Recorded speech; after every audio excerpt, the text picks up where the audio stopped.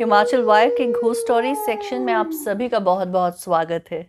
जब लोग कहानियां सुनाते हैं ना तो शिमला में अक्सर जिन भूतों का जिक्र करते हैं बहुत पुराने पुराने भूत है।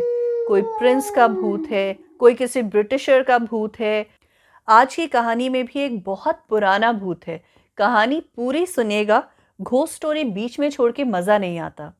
शुरुआत होती है शिमला के एक रेजिडेंशियल स्कूल से। बोर्डिंग स्कूल है ये। राजस्थान से एक लड़की मारिया यहाँ पे पढ़ने आती है। अनलाइक अदर किड्स, बाकी बच्चों की तरह वो मायूस नहीं थी। जिस तरह होता है ना, घर से बच्चे आते हैं जब हॉस्टल में, बहुत दुखी होते हैं, घर की बहुत याद आ रही होती है। मारिया बहुत खुश थी। इतना सुंदर लग रहा था उसे शिमला। देवदार के ऊंचे लंबे पेड़, ठंड, राजस्थान और यहाँ का मौसम भी बहुत ज़्यादा अलग है ना, वो भी उसे बहुत पसंद आ रहा था। तो हॉस्टल में बाकी बच्चे तो अपने डोम्स में या फिर कुछ दोस्तों के साथ बैठे थे। मारिया घूम रही थी पूरे कैंपस में। बहुत मज़ा आ रहा था उसे। घूमते घूमते देवदार के ऊंचे ऊंचे पेड़ों को देख रही थी। उतनी देर में वहाँ पे एक सिस्टर आ गई। नन्स कैथोलिक स्कूल्स में पढ़ाती हैं ना, वो आ गई। उन्होंने उससे पूछा, what are you doing here? यहाँ पे क्या कर रही हो तुम? तो मारिया ने जवाब दिया, नथिंग मैम, मुझे ये जगह बहुत सुंदर लग रही है, देख रही हूँ, इंजॉय कर रही हूँ इस जगह को।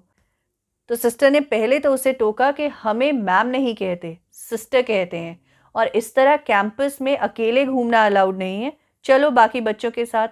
अपनी घड़ी की तरफ देखकर उसे टाइम बताया कि 4 बजने में सिर्फ 10 मिनट रह गए हैं, टी टाइम शुरू होने वाला है। ये बोलते बोलते सिस्टर एडमिनिस्ट्रेटिव ब्लॉक की तरफ जाने लगी। पीछे मुड़ के मारिया की तरफ देखा और उससे कहा, I hope you not feeling home sick. जिस पर मारिया ने अपनी फुल फ्लेजेड स्माइल और चमकती हुई आंखों के साथ जवाब दिया, नो सिस्टर, मुझे बहुत अच्छा लग रहा है यहाँ पे। तो सिस्टर ने दोबारा उसे हैरानी से देखा और मन में सोचा कि आई होप इतने एक्साइटेड बच्चे की तरफ से कोई प्रॉब्लम ना आ जाए। चलो जल्दी डोम में जाओ बोलकर सिस्टर वहां से चली गई। मारिया डोम की तरफ जा रही थी। उतनी देर में ही उसने देखा कि गार्डनर वहां पे बैठा है।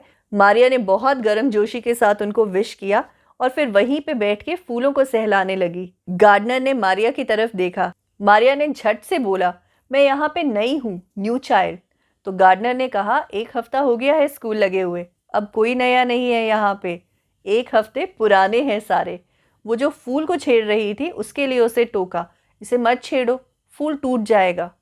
फिर कहा कि अगर तुम्हें फूलों के बारे में और कुछ जानना है तो मुझसे आके मिलना बाद में, मैं तुम्हें सब बताऊंगा। मारिया ने गार्डनर को थैंक यू बोला और भागी डोम की तरफ। डोम के दरवाजे पे ही मनवीना खड़ी थी। मनवीना ने मारिया को देखते ही बोला, अगर थोड़ी देर तुम नहीं आती ना तो हेड गर्ल मुझे और कुछ लड़कियों को तुम्हें ढूंढने भेजने वाली थी। कहाँ थी तुम? तो उसने कहा, कुछ नहीं, बस स्कूल देख रही थी, चलो अंदर चलते हैं। उतनी देर में हेड गर्ल आ गई और मारिया को बोलने लगी, तुम्हारा वाकई ही ध्यान रखना पड़ेगा।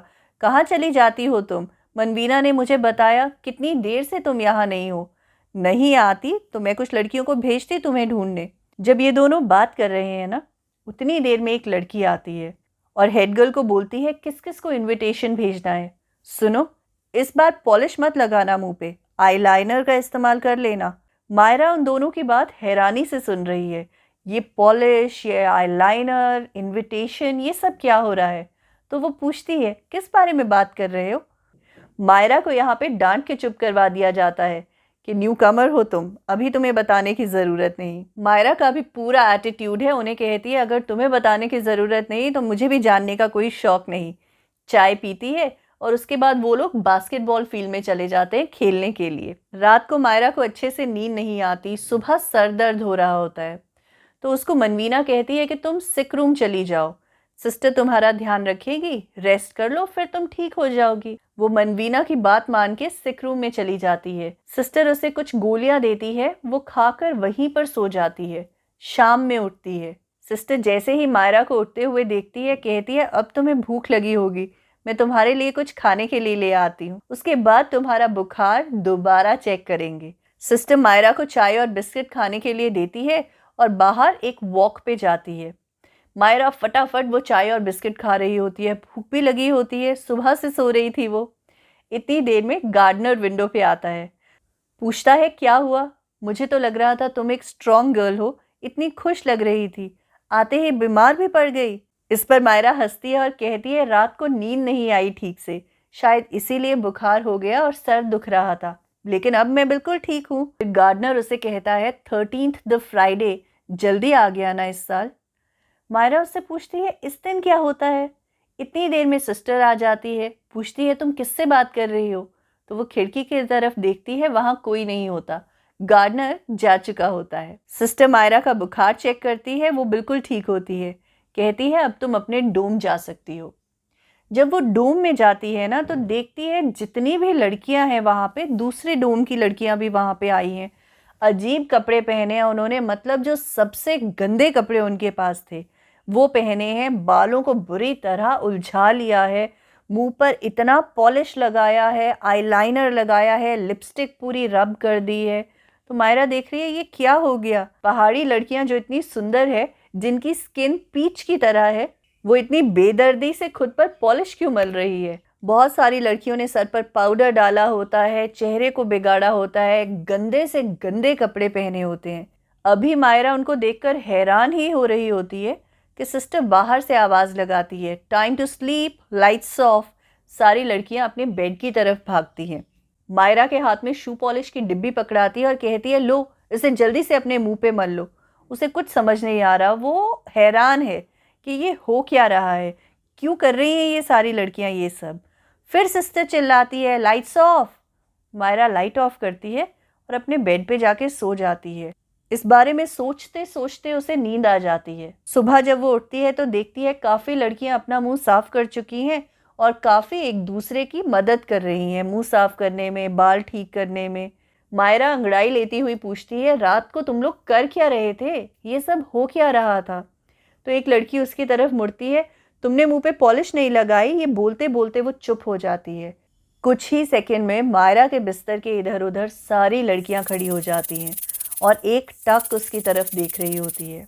मायरा डर जाती है, बहुत परेशान हो जाती है, चिल्लाती है हुआ क्या, ऐसे क्यों घूर रहे हो मुझे। तो उतनी देर में एक लड़की उसके पीछे पॉइंट आउट करती है उसके सरहाने की तरफ।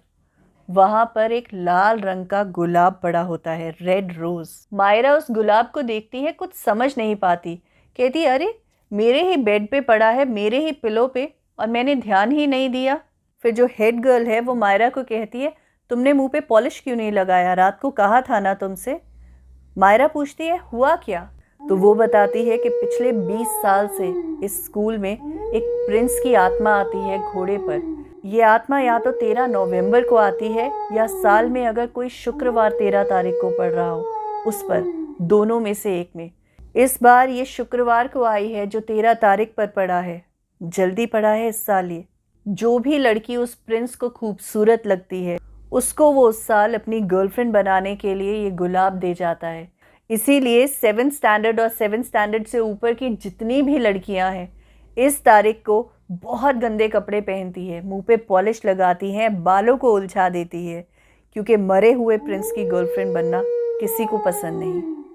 उम्मीद करती हूँ आपको ये कहानी पसंद आई होगी, dead prince and the red rose. Subscribe to this channel, hit the bell icon, all का ऑप्शन प्रेस कर दीजिएगा, उसके बाद सारी नोटिफिकेशंस आपको आ जाएंगी। Till next time, take care, mask पहनिए, हेल्दी रहिए, बाय बाय।